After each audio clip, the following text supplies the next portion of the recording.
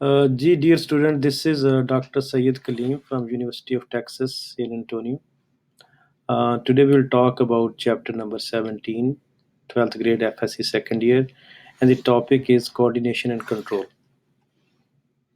So let's start with question. Okay, let's go back briefly. So whenever we're talking about coordination and control, just like keep three things in mind: brain, neuron, and spinal cord. So basically they work in a combination, in a coordination. अगर कहीं भी problem है, brain में problem है या nerve में problem है या आगे आगे जो स्पाइनल कॉर्ड से जो नर्व निकलती हैं, अगर उसमें कोई गड़बड़ चल रही है तो ये मैसेज सही जगह पे नहीं पहुंचेगा, कोऑर्डिनेशन और कंट्रोल आपका इफेक्ट होगा. सो बीइंग अ फिजिशियन यही हमें देखना पड़ता है कि ये प्रॉब्लम कहाँ पे है, ब्रेन में है, नर्व में है और या स्पाइनल कॉर्ड में. So, as you already have studied this chapter, let's start with question. Question number one: which of the following is responsible for diseases such as dwarfism? Options are somatotropin hormone, antidiuretic hormone,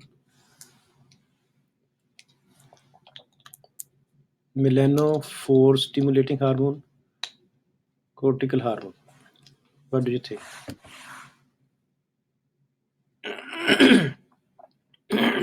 जिसकी deficiency say excuse me dwarfism हो जाता है.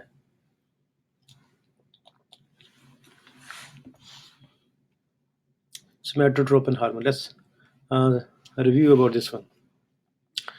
Somatotropin, the other name is growth hormone. So somatotropin is a hormone which stimulates and regulates growth in most tissue. ये बात तय होगी, clear होगी. It is responsible for disease or diseases such as gigantism या acromegaly or dwarfism, which occur when too much or too little of growth hormone is produced. अगर ज़्यादा मिकदार में बन जाए तो फिर क्या हो सकता है, gigantism या acromegaly, और अगर कम हो जाए तो dwarfism. So look at this picture. So before we go over there, so we need to know where it is produced.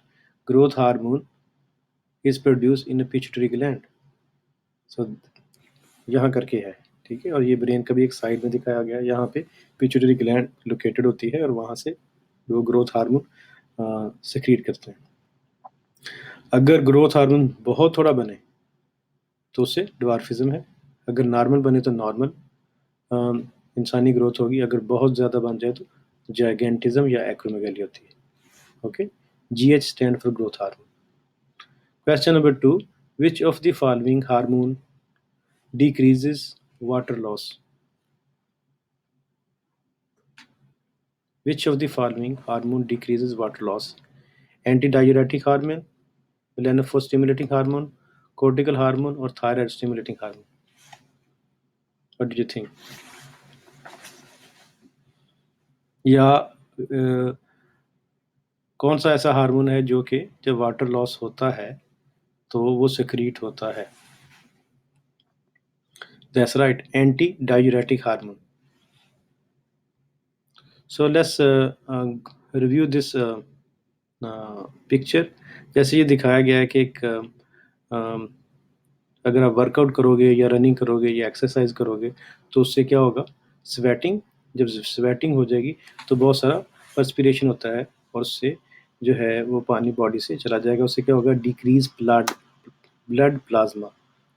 तो उसमें ज़ाहिर बात है पूरा बॉडी है ना, तो उसमें से अगर जो पानी बाहर निकल जाएगा तो आपका जो ब्लड है वो कंसनट्रेटेड हो जाएगा, उसको कहते हैं हीमो कंसनट्रेशन, क्योंकि यहाँ से वाटर चला गया. तो ये मैसेज कहाँ जाएगा, हाइपोथैलेमस में. सो नंबर 3 पे क्या है, hypothalamus is stimulated and stimulate posterior pituitary gland. तो बेसिकली ये जो चेंज आई बॉडी में ये डिटेक्ट होके कहाँ पे चलेगी, पिट्यूटरी ग्लैंड में, और वो क्या सिक्रीट करेंगे, ADH, anti diuretic hormone. So anti diuretic hormone acts on kidneys and reabsorb more water in plasma. तो वो क्या करेंगे, क्योंकि किडनी का काम है यूरिन बनाना, तो वो क्या हुक्म देंगे कि अब यूरिन बनाने की निस्बत क्या करें, पानी को अब्जॉर्ब करना शुरू कर दें, तो उससे प्लाज्मा वॉल्यूम इंक्रीज हो जाएगा. तो ये बच्चे अच्छे अच्छे तरीके से अंडरस्टैंड कर लें कि जैसे ब्लड लॉस हो जाता है या एक्सरसाइज करते हैं, स्वेटिंग हो जाती है, तो जो ब्लड की मिकदार है वो हीमो कंसंट्रेशन हो जाती है, डाइल्यूट नहीं होती, क्योंकि पानी चला गया ना, तो ब्लड क्या कंसंट्रेशन हो जाएगी। तो ये अल्लाह का ऐसा मैकेनिज्म है, गॉड का ऐसा मैकेनिज्म है कि वो एक स्टिमुलस की शक्ल में मैसेज आएगा हाइपोथैलेमस में। हाइपोथैलेमस कहाँ पे लोकेटेड है? पोस्टीरियर पिट्यूटरी ग्लैंड में। और एडीएच क्या काम करेंगे कि वो किडनी पे एक्ट करेंगे और क्या कहेंगे कि ज़्यादा से ज़्यादा पानी अब्जॉर्ब कर लो, ना कि यूरिन बना लो। ओके। एंटी डायूरेटिक हार्मोन, जैसे एंटी डायूरेटिक, ये डायूरेसिस के खिलाफ है। डायूरेसिस का मतलब होता है यूरिन को प्रोड्यूस करना। So this hormone is released in response to decreased blood volume.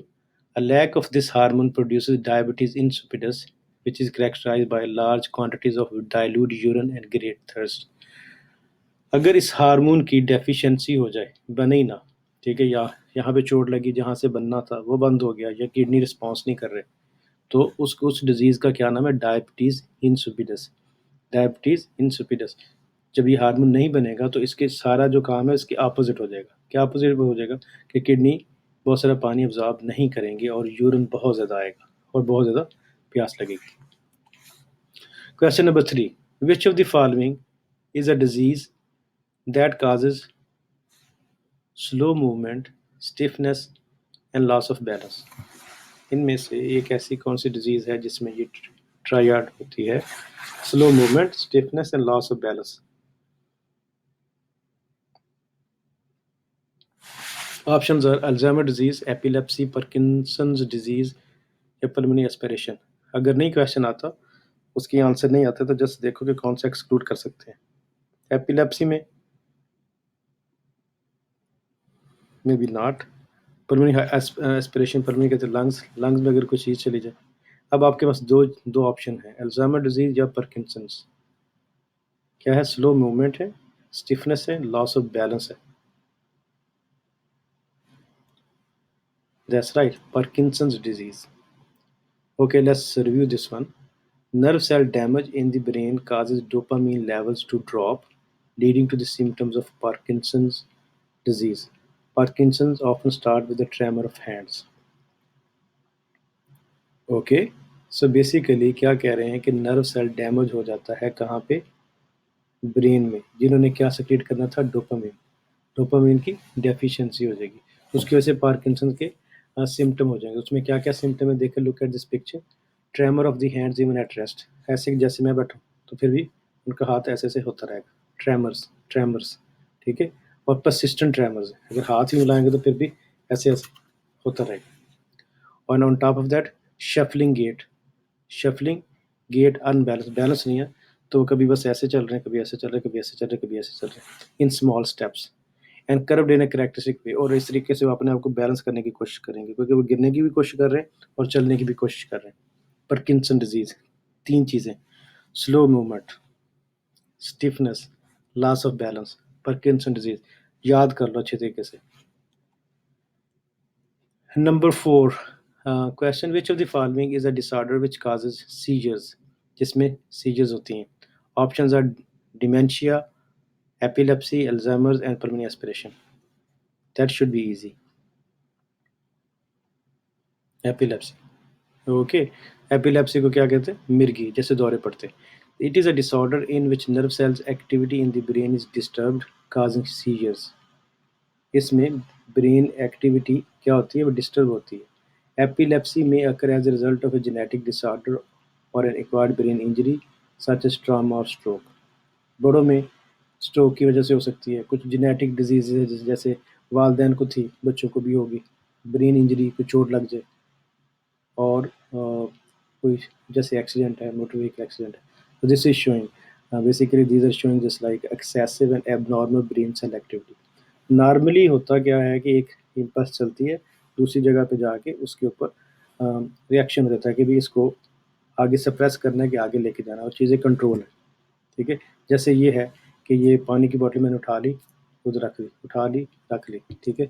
जब सीजर है तो उसमें ये जो हैंड है वो जस्ट लाइक अनकंट्रोल मूव करेगा। बेसिकली ब्रेन के अंदर हर तरफ से जो कनेक्शन आ रहे हैं जा रहे होते हैं, और उनका कंट्रोल इंसान खो बैठता है, उसकी वजह से सीजर होती है। Question number 5, which of the following is a disorder which leads to memory loss? इनमें से कौन सा एक ऐसा डिसऑर्डर है जिसमें सबसे ज़्यादा मेमोरी लॉस होता है? अल्जाइमर डिजीज़, साइकोसिस, epilepsy, pulmonary aspiration. Pulmonary aspiration तो हमने पढ़ा था लंग्स के बारे में, एपिलेप्सी सीजर्स के बारे में, साइकोसिस जिसमें इंसान रियलिटी को खो बैठता है, ठीक है, उसको कोई पता नहीं होता कि दिन है रात है, ठीक है। Alzheimer disease, what do you think? That's right, Alzheimer disease. Okay, let's review this one. This is a progressive disease that destroys memory and other important mental functions. इसमें memory जाएगी और बहुत सारे mental function जाएंगे. So brain cell connection and the cell themselves generate and die, eventually destroying memory. Okay, इसमें होता है कि brain cell connections and the cell themselves start drying. उसमें brain के cell मरना शुरू हो जाते हैं. अब ये देखिए बताया गया, जैसे पिक्चर में दिखाया गया, हेल्दी ब्रेन इस तरह का होगा, यहाँ तक होगा. श्रंकन ब्रेन विद अल्जाइमर डिजीज में वो श्रंक हो जाएगा, छोटा हो जाएगा, ठीक है। और अगर उसका और एनालिसिस करें तो उसमें क्या है कि डाइंग न्यूरॉन विद टेंगल्स, वहाँ पे प्लाक बन जाएंगे और कुछ हेल्दी न्यूरॉन भी नज़र आ रहे हैं। तो बेसिकली न्यूरॉन की जब डेथ होनी शुरू होती है तो क्या होता है, सीवियर मेमोरी लॉस होता है। और अल्लाह ताला मेहरबानी करे, ये तो बेटे बहुत ही डेंजरस किस्म की प्रॉब्लम, उसमें ये नहीं पता चलता कि बाथरूम कहाँ पे है, बेड कहाँ पे है, सो ये, और छोटी किचन कहाँ पे है, इतना ज़्यादा सीवियर मेमोरी लॉस होता है। तो ऐसे जो पेशेंट होते हैं उनके लिए हर चीज़ लेबल करनी पड़ती है, this is the kitchen, this is the bathroom, this is your dining room, this is your sleeping room, so you have to just like label everything. Okay, thanks for watching, keep studying. If you like, just give good comments. You can just like tune to my channel and share with your friends. If you really want to see me and attend my video lecture, you can, or live video lecture, you can visit our city college Shadra Jalal Center, which is our main campus. And you can get more information from campus to Shadra station, and or even further information you can call at this number. Thank you very much. Allah Hafiz. Keep smiling for yourself and continue study for yourself and your country.